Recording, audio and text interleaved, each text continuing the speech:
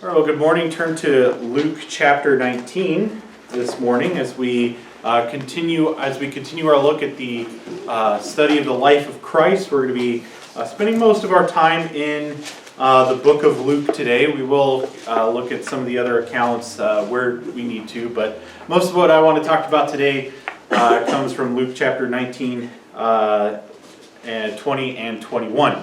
So we'll be spending most of our time there. Last time we talked about some pretty powerful things. We talked about the resurrection of Lazarus through Jesus. We talked about how Jesus' humanity and how even though he was God and knew fully what he was going to be capable and what he would do, there was that aspect of humanity to him that we have to remember as we look at the life of Christ. Sometimes it's difficult to... Hold on a second, I locked the door. Sometimes it's difficult to remember as we're looking at the life of Christ. I know sometimes it's difficult for me to recall that he is both God and man. Sometimes I'll read these accounts of Christ's life and in my mind I'll think, oh, this is Christ as God, or this is Christ as man, and sometimes just forgetting that he was fully both all the time. And it's easy to kind of almost give him the Catholic treatment or the Arian treatment, where he's just a spirit. He's just this divine being who is on this earth, and forgetting that part in Hebrews where it talks about he was touched with all of our infirmities as well. And so we looked at some of those. We looked at some of his miracles as he's heading back towards Jerusalem. And today we'll be getting to where he actually enters into Jerusalem for the last time as he approaches the time of his crucifixion. So we'll be in Luke chapter 19. We're going to be starting in verse 28. And when he had thus spoken, he just told a parable after raising Lazarus and going to visit Zacchaeus. When he had thus spoken, he went before, ascending up to Jerusalem. Again, remembering geographically speaking, Jerusalem sits on top of a mountain, and so it would make sense for the Bible to say he ascended up into Jerusalem. And it came to pass, when he came nigh to Bethphage and Bethany at the mount called the Mount of Olives, he sent to his disciples, saying, Go ye into the village over against you, in the which at your entering ye shall find a colt tied, whereon yet never man sat. Loose him, and bring him hither. And if any man ask you, Why do ye loose him? Thus shall ye say unto him, Because the Lord hath need of him. And they that were sent went their way, and found even as he said unto them. And as they were loosing the colt, the owners thereof said unto them, Why loose ye the colt? And they said, The Lord hath need of him. And they brought him to Jesus, and they cast their garments upon the colt, and they set Jesus thereon. And as he went, they spread their clothes in the way, and when he was come nigh, even now at the descent of the Mount of Olives, the whole multitude of the disciples began to rejoice, and praise God with a loud voice, for all the mighty works that they had seen, saying, Blessed be the King that cometh in the name of the Lord, peace in heaven, and glory in the highest. And some of the Pharisees from among the multitude said unto him, Master, rebuke thy disciples. And he answered and said unto them, I tell you that if these should hold their peace, the stones would immediately cry out. And so we have here this rather familiar account of what we call the triumphal entry, or the triumphant entry of Christ into Jerusalem. Now, this account does fulfill prophecy. If you were to go back to Zechariah 9:9, that's the verse in the Old Testament that has the prophecy where the Messiah would come into Jerusalem riding upon a young donkey. And so Jesus tells his disciples, Go, you will find this donkey, this is what's going to happen. Someone's going to ask you, why are you taking him? Just tell them that the master has need of him, and everything will be fine. And so then Jesus then makes his triumphant entry, and as he's doing so, the disciples begin to praise Jesus and declare him king. And I'm sure as they started this praise and worship, that would have attracted others to come. I mean, remember, we've talked about how Jesus is already a well-known figure at this point. He's 3 years into his ministry. He's had large crowds following him. This is during the time of Passover, or Passover is soon coming. So there's already large crowds of people in Jerusalem, and so as the disciples start this praise and worship, it quickly attracts other people who then start to form what the Bible calls a multitude as he goes into Jerusalem. And certainly this would have been where the Jews, we've talked about how this is a very tumultuous time. The Jews are sick of the Romans being in charge of them. And so I'm sure many of the Jews who were there were only offering lip service in the hope that Jesus would be the one to overthrow the Romans at the time. And so certainly they would have added to that. But then the Pharisees get involved and they tend to stop the celebration. Only 2 accounts talk about this, the Luke account and the John account.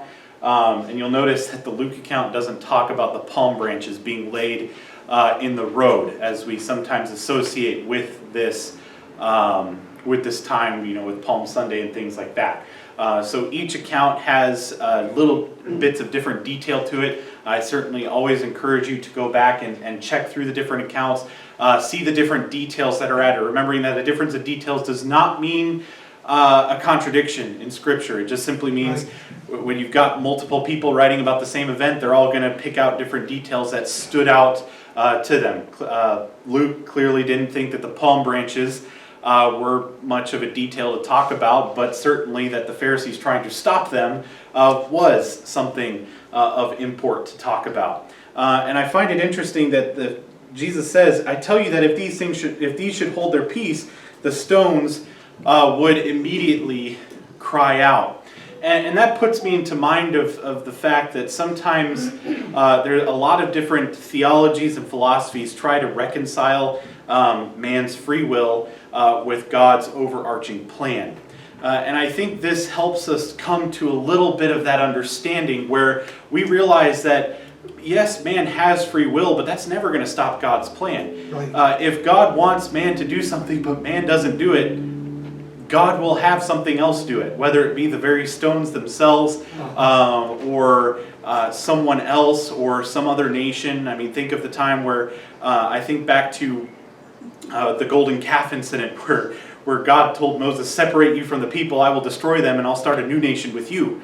God's plan was never going to change, despite man's free will. And certainly we could see that through history where man has done his absolute best to thwart God's plans, but God's plan continues on regardless. And so we have here, I think, a verse that helps kind of illustrate the fact that man can have free will, and that does not impede on God's omnipotence whatsoever. In fact, I think it proves it all the more, that God's plan will continue regardless of what man tries to do. So they attempt to stop. Jesus basically tells them if they stop, the stones themselves will cry out. And so then we come, he comes to Jerusalem, and this would have been more or less the view that he would have seen. Obviously the temple isn't there, so this is a recreation. This wouldn't be exactly what you would see if you were on the Mount of Olives today. But a lot of people did a lot of hard work trying to recreate what Jerusalem would have looked like back at the time of Jesus, with the temple still being there. And we talked about the temple at the very beginning, and about how much effort Herod the Great had to go to have a space big enough for the temple, and how he had to basically create this artificial mountain or plateau on top to fit everything. And so as Jesus comes, he then weeps over Jerusalem. And this is found continuing on in verse 41 of Luke 19. When he was come near, he beheld the city and wept over it, saying, "If thou hadst known, even thou, at least in this day, the thing which belong unto thy peace, but now they are hid from thine eyes.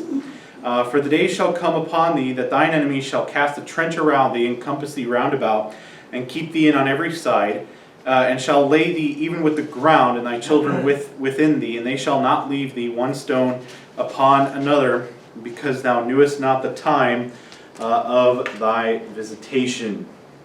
And so Jesus weeps over Jerusalem, knowing the destruction that was about to come upon it. And certainly we know, historically speaking, that about 35 years after this time, Titus would surround Jerusalem and sack it and basically leave it completely waste.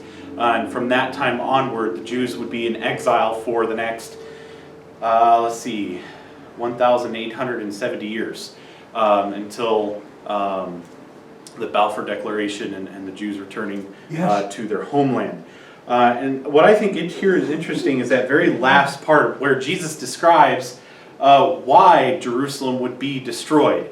It wasn't because they rebelled constantly against the Romans. It wasn't because of any traditions or anything that they were doing. It wasn't even because of the sins of the religious leaders. He doesn't cast blame on the lawyers and the Sanhedrin and all that. He doesn't cast blame on any of them. He just simply says it was because they did not know the time of their visitation. They did not know that their Messiah was here. Yes, at the moment they were declaring him the Messiah, but they didn't really think of him as the true Messiah.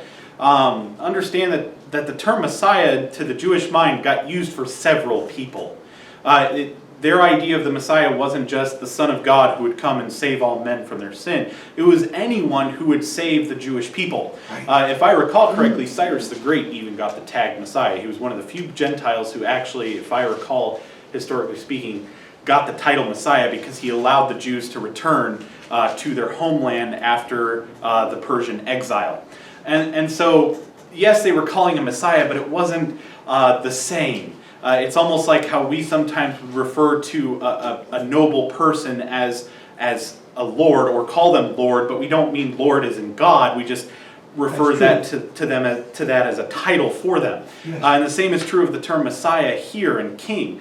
They're not looking at him as God in the flesh come down to save man from their sins. They're looking at him as some kind of charismatic figure who would lead the Israelites against the Romans and kick them out of the land. Right. And they did not realize that this was the one true Messiah, the only Messiah that they needed. And that's why Jerusalem would be taken one stone off of the other. And I find that interesting and fascinating. And it's one of those things where you wonder, well, if Israel had accepted Jesus as the Messiah, what would things look like now? How would things be different? But of course, we can't really deal with the what ifs. We have to deal with what is. And Jesus prophesied what would happen, and simply because they did not recognize Jesus as their true Messiah. They were just looking for a figurehead. Moving on then, we come to a incident that does not happen in Luke, so we'll turn to Mark chapter 11. As Jesus is coming into Jerusalem, he gets hungry because he's human. And they're coming from Bethany. Remember from the Luke passage, that's where Jesus is coming to Jerusalem from. He's coming from Bethphage and Bethany via the Mount of Olives. So as he's coming, it says, from Bethany, he was hungry. And seeing a fig tree afar off, having leaves, he came, if haply he might find anything thereon. And when he came to it, he found nothing but leaves, for the time of figs was not yet. And Jesus answered and said to it, No man eat fruit of thee hereafter forever. And his disciples heard it. I'll just stop there for now because the rest of it, as you can see, it's kind of split. Matthew doesn't split it. He just has everything carry through all the way. And again, as I've said, Matthew kind of has one of those, it's one of those that has kind of a strange timeline. Things don't always flow from when they first happened to when they last happened. He does like to jump around a little bit. And the fig tree is one of those incidents where some time passes between Jesus cursing the fig tree and then them coming back and finding it withered. So where Mark has that distinction, he has that separation, Matthew does not. That does make studying the book of Matthew a little bit tricky as you're trying to figure out the way and things which go. And so I just thought I'd put that out there. But I want to focus on this a little bit because there are some things, some controversies that come up around this. First of all, the part where it says he came and was looked at the tree to see if he might find fruit thereon. And of course, we've already talked about the fact that Jesus is God and Jesus is man. And so if he's omniscient, surely he would know that this fig tree had no fruit on it. And this is where sometimes you could say, well, perhaps he didn't always exercise his omniscience. Certainly he did learn, as we look back in Luke chapter 2, he did have to learn, he was taught things. So perhaps this is just him exercising a restraint of his omniscience. Others suggest that he knew, but he was using this as an object lesson. But why did he curse it? There's a lot of different debate. I read through several different arguments on why Jesus cursed the fig tree. The one that sticks out to me most is perhaps given the description of the fig tree, that it had put forth its leaves and all things like that, that even though it was not the time of figs, this tree looked as if it was ready for figs. There were such things as early figs, Yes. that would present themselves. And so perhaps as Jesus is coming, he sees a tree that looked like it should have had early figs. So even though it's not the time of figs, this tree would have them. And by the way, this is not the only fig tree in the area. Bethphage was known for its fig trees, and so that would have made this tree stand out even more, as the rest of the trees aren't really fully leaved yet or flowered. You have this tree that has all its leaves out, and it looks like it should be producing fruit. He comes to it, and there is none. And so then he curses the tree that it would produce no more, and as Matthew indicates, it withers. And some of the arguments suggest, and I happen to like this, that this was an illustration of Israel.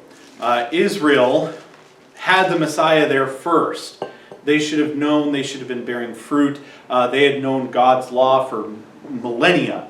And they were the ones that God had chosen to bear fruit, to show who he was to the world. As one of my Bible teachers like to put it, Israel was very much a come and see type of witness, where all the other nations were supposed to look at Israel and see what God was doing in there, and so through that find salvation. And some have tried to suggest that Gentiles, there was no way a Gentile could come to salvation before the time of Christ. I disagree. We have two stories. We have two stories of Gentiles coming to salvation, or at least a type of salvation, through Ruth and through the name passes me at the moment. The woman in Jericho. Rahab. Thank you. Who both were saved in spite of the fact, or at least received a type of salvation in spite of the fact that they were not Jews. And so Israel is supposed to be a come and see, and here, just as Jesus is coming to the fig tree to find fruit and sees none, this would have been a time period where Gentiles would have looked at God's people and seen no fruit. And so as Jesus curses the fig tree to produce no more fruit, certainly Jesus here could also be using this as an object lesson to say people are no longer going to go to Israel to look for salvation. The church has not quite yet started, but it is getting there. And so from the time of Jesus' resurrection, no one would look to Israel for salvation anymore. They would instead be looking to the Christian church. Now, that is not to discount Israel as having a special place in God's heart. The church does not replace Israel, but certainly that task of bearing God's light into the world has been given over to the Christians. And so I think this could certainly be an object lesson for that. Again, a lot of that is conjecture. It's just thoughts over different things that Jesus has done and different ways in which the gospel has been spread. And so it's an explanation that I happen to like. It could just simply be that Jesus cursed the fig tree and there was no object lesson necessarily meant other than that someone who doesn't bear fruit but looks like they bear fruit is cursed. It could be certainly that as well. There's a bunch of different lessons here possibly to be learned. I focused on it because sometimes those who are against Christianity like to use this passage as an illustration of how Jesus wasn't God, because how did he not know there were figs on there, and why did he just curse the tree even though the time of figs wasn't? It was out of season. Why did he curse this tree? That seems very small and petty of God, of someone who's supposedly God, to do. And so I just thought I'd illustrate that a little bit to show that no, this isn't Jesus acting petty. He's not like one of the petty small gods of Roman or Greek mythology, but there's more here to it if you look close enough. Moving on then back to Luke, Jesus then goes into the temple. So he enters in Jerusalem. He's had this triumphal entry. He's cursed the fig tree, and then he goes to the temple. And remember, that was his common practice. When he would go to Jerusalem, he would go to the temple to teach. It says he began to cast out them that sold therein. This isn't the first time he did this.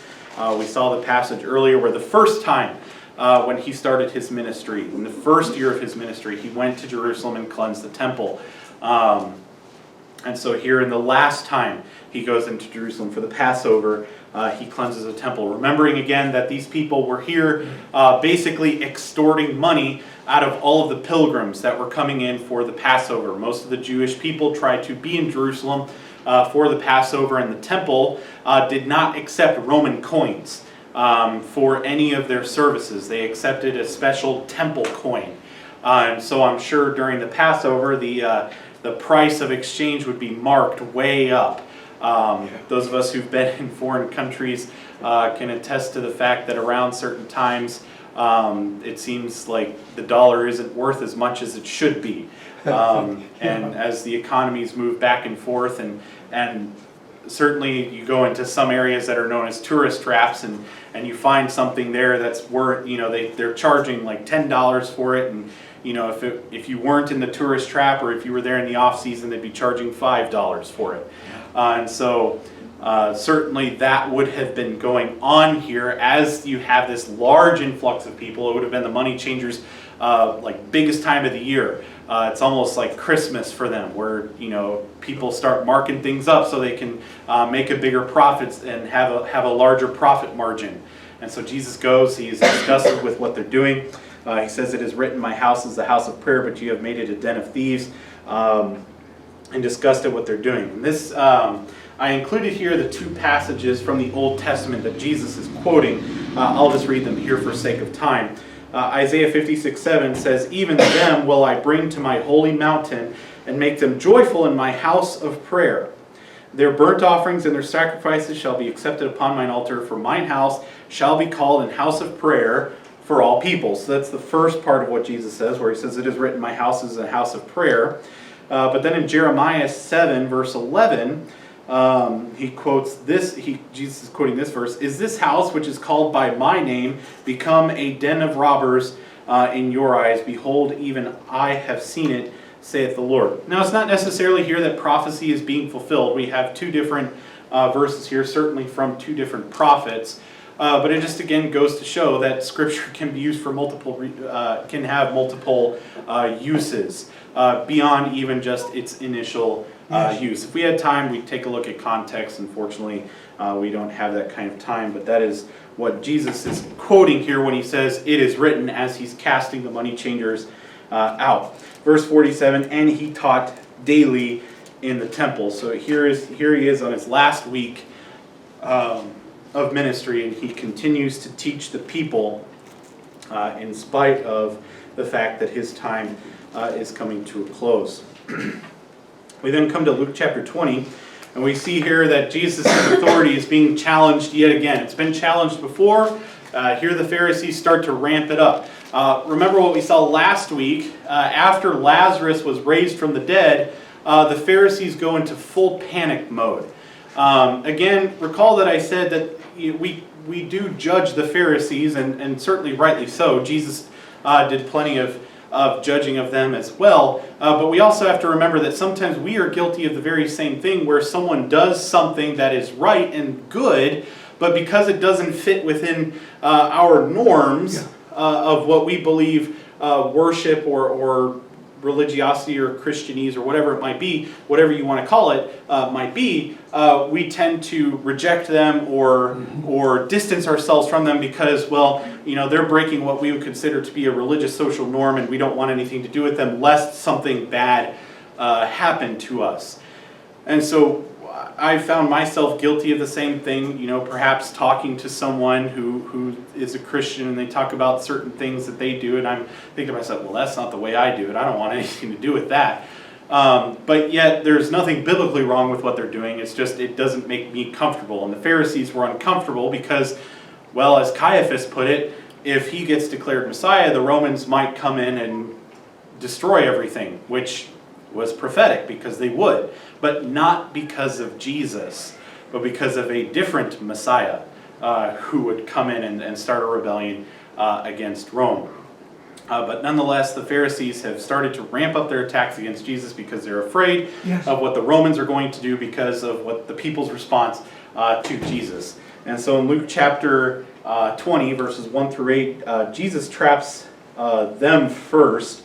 The chief priests and scribes come saying, "Tell us, by what authority dost thou do these things? Or who is he that giveth thee this authority?" So they're trying to figure out, because they're trying to trap him in blasphemy. Because if he says, "I do these things by God," they could say, "Well, we're the religious leaders, and what you're doing is not of God." But instead of answering them, and instead of being baited into their discussion, he gives them a question, which I will say, having talked to unsaved people, is sometimes the best thing you could ever do. Yeah. Over one summer I worked as a delivery driver, and I was in a vehicle learning a route with a man he liked to read science journals and things like that. He was an atheist and had all these evolutionary views, and it was just he was talking and asking me all these questions. I was doing my best to answer, but then I turned it around on him and said, because he said something to the effect of, "I don't hate you Christians because you all do good things." And so I turned around to him and said, "Well, why do you do good things?" And he didn't have an answer. He couldn't answer because, evolutionarily speaking, there's no reason to do good. That's right. Because there is no morality in evolution. Yes. It's just, do whatever you want. He said, "Well, I don't really have a reason." I said, "So technically, in your mind, there's nothing wrong if you were to sit here, beat me up, take my wallet, throw me out onto the highway while you're traveling 90 miles an hour and hoping the road finishes your job." He said, "Well, no, technically not." I said, "So why aren't you?" I was like, "Well, because that would be wrong." I love it. And so he had no real answer. Good. And sometimes when you're faced with opposition from people who do not believe in the gospel, and they love to ask questions. Think about Satan in the garden. He started out with questions. And it's all ministering questions to try to get you to doubt, and sometimes it's just taking simple little things and returning questions back to them. Good. And sometimes, I'm not saying it'll happen every time, but a lot of times it's enough to set them on edge because they're like, "Wait, I don't have the answer to that question." And so, they're trying to get you to feel that way, and sometimes all it takes is just you turning, serving the ball right back and saying, "Well, how do you answer this question then?" Yeah. And Excellent. that is enough. And that's what Jesus does here. They say, "Whose authority do these?" And so Jesus, instead of answering the question, just says, "I will also ask you one thing and answer me. The baptism of John, was it from heaven or of men?" So Jesus here traps the Pharisees in their own game because they said, if we say it's from heaven, he'll tell us, "Why then believed ye him not?" In other words, if they said it was from heaven, they would have had to believe that Jesus was the Messiah, because that's what John preached. But if we say of men, the people will stone us, for they were persuaded that John was a prophet. So here they were stuck in this area where they couldn't really answer, because if they answered one way, it was going to be bad for them, and they were going to look foolish. If they answered the other way, the people that were there, the crowd that was there, would have been very upset. And going back to my previous illustration, he ended up saying the only reason he knew it was wrong was because if he did it, the police would pull him over and arrest him. And that was the only reason that was keeping him from mugging me, taking my money, and throwing me out the car. I learned the delivery route after that. I enjoyed quite a few conversations with him. He was an interesting man.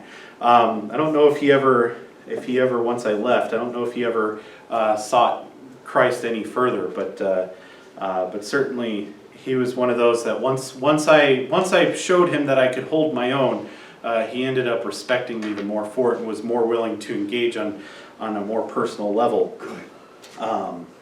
Certainly here the Pharisees, they did not feel that way, though. They answered that they could not tell whence it was. So Jesus answered unto them, neither tell I you by what authority do I these things. If you're not going to answer my question, I'm not going to answer your question. But this just antagonizes the Pharisees even more, and so they start sending different groups of people at him to ask different questions. The first is on taxes. We see this in Mark 12, 13 through 17, and then you'll notice there's quite a big gap between Luke 20 verse 8 and then where we are here. That's because Jesus teaches in parable, gives a parable of the wicked farmers. Here we've already talked about a very similar parable, so I'm not going to dwell on it here. So in Jesus then is questioned about paying taxes. They watched him and sent forth spies, which should feign themselves just men, that they might take a hold of his words, they might deliver him unto the power and authority of the governor. Be careful with who you associate. They tried to fool Jesus. Again, they don't believe he's God, so they don't think that they don't realize his omniscience, or they're ignoring his omniscience. He's not going to be fooled by them. And they say, Master, we know that thou sayest and teachest rightly, neither acceptest thou the person of any, but teachest the way of God truly. So much flattery. Is it lawful for us to give tribute to Caesar or no? It is a very controversial question. We've already talked about it multiple times. The Jews hate the Romans. The Jews don't want to pay taxes to the Romans. The Jews want the Romans gone. So here they're hoping to trap him, because if he says pay taxes, the people will hate him. If he says don't pay taxes, they could turn him over to the Roman authorities, say this guy's teaching tax evasion, get rid of him. Jesus perceived their craftiness and said unto them, why tempt ye me? Show me a penny. Whose image and superscription hath it? They answered and said, Caesar's. And he said unto them, render therefore unto Caesar the things which be Caesar's, and unto God the thing which be God. And they could not take hold of his words before the people. They marveled at his answer and held their peace. Quick application here for that. Basically, if it's not yours, don't try to hold on to it. But because you're made in the image of God, you belong to God, do what God says. If I had more time to get into detail, I would. Maybe for the teachings of Jesus class. After this, they send more people at him. The Sadducees, verse 27, they came unto him certain of the Sadducees, which deny that there is any resurrection. We talked about this in lesson 1. The Pharisees were the ones who held that the Torah, the Judges, the poetry, basically what we call the Old Testament, what they call the Tanakh, all of that was God's word. The Sadducees said only the Torah was God's word, and because there was no clear teaching in the Torah of the resurrection, of the bodily resurrection, they denied that there was a bodily resurrection. Basically, that death was the final say, that the earthly death was final. They were more or less what we would call nihilists. And once you were dead, you were gone. Poof, that was it. There was no eternal destination. There was no immortal soul. And so here the Sadducees, which have denied the resurrection, come and ask him a question about the resurrection. Which anyone there was like, wait, why are the Sadducees asking about the resurrection? They don't even believe it. And so they ask this question about this woman who marries a bunch of brothers who each die before giving her a child, and then they ask whose wife is she going to be after the resurrection. And so then Jesus says, basically, they will neither marry nor are given in marriage, neither can they die anymore, for they are equal to the angels. Basically saying that what we here count as marriage on earth does not go on in heaven. And this has been a great source of debate amongst all kinds of people, and especially married couples, where, when we get to heaven, are we going to recognize that they were our spouse? I don't think that's going to be a problem, because we're going to be in glorified bodies, and there's going to be so much that and there's no sadness, no tears, so yes. Certainly, and this is just me, this is my opinion, I certainly think we will recognize relationships that we had here on earth. I don't think I will sit there and see my parents and be like, hello, brother and sister, I don't know who you are. I'm almost positive, and again, this is just my opinion based on how God has created relationships, that we will still recognize relationships, yes. But the exercise of marriage, the purpose of marriage, will have been fulfilled. And so there will be no more need for marriage. We will not need to, man will not be alone anymore. We will not need to we will have a God-given dominion over the earth with God on earth. We will not need to repopulate the earth, for we are His children. And so the function of marriage as we have it here on earth now will no longer be needed. But I don't think that means we're going to just forget the relationships that we had while we were living. But again, that's my opinion, and I could very well be wrong. I have no scripture necessarily to back that up, because the scripture does not really talk very much about what daily life will be like in heaven. We get some broad descriptions, some broad brushstrokes of it, but we don't get any daily life things of it. And so to quibble over what life might be like in heaven is silly. But Jesus here clearly says that marriage, as we practice it here on earth, that's not going to be going on in heaven. And so the question is a moot point. And so then they recognized that he answered well, verse 39, and they did not ask him any questions after that. But that doesn't mean that people still didn't ask him questions. It just meant that the first religious leaders stopped asking questions. The Sadducees stopped asking questions. And then after this, Luke does not include this one, but Matthew and Mark do. This is where a ruler comes and asks, what is the greatest commandment? And that's where we get the love your God with all your heart, soul, mind, and body. And the second is like unto it, love your neighbor as yourself. And upon these two hang the whole of the law. Certainly, the fewer rules there are to remember, the easier life is to live. Yeah. And so Jesus here is taking the 260 some odd laws that had been within the Old Testament and saying, if you just follow these two, love God and love your neighbor, you'll be following all the rest of the laws. And it's a lot easier to remember those two, and certainly a lot easier to teach children those two than it is to try to teach them every single one. And that is a good rule of thumb for us as Christians to follow. Just love God, love your neighbor. Ask yourself, is this thing I'm doing, does this show that I love God? If yes, does it show that I love my neighbor? If yes, then that's fine to do. If it does not show love to God, then I probably shouldn't be doing it. If it does not show love to my neighbor, I probably shouldn't be doing it. Excellent. So playing your music extremely loud at 2 a.m, not a part of God's law. That is not showing love to your neighbor. That's good. And here's just a picture of Jesus questioning the Pharisees. Can I get through my last points in 6 minutes? I think I can. All right. Trying to stay on track here because we're coming to the end. So after we come back to Luke chapter 20, after this question of what is the greatest commandment has been asked, Jesus then ends the questioning with his own question. Verse 41, and he said unto them, how say they that Christ is David's son? And David himself saith in the book of Psalms, the Lord has said unto my Lord, sit thou on my right hand till I make thine enemies a footstool. David therefore called him Lord. How is he then his son? The understanding that the son was not usually greater than the father.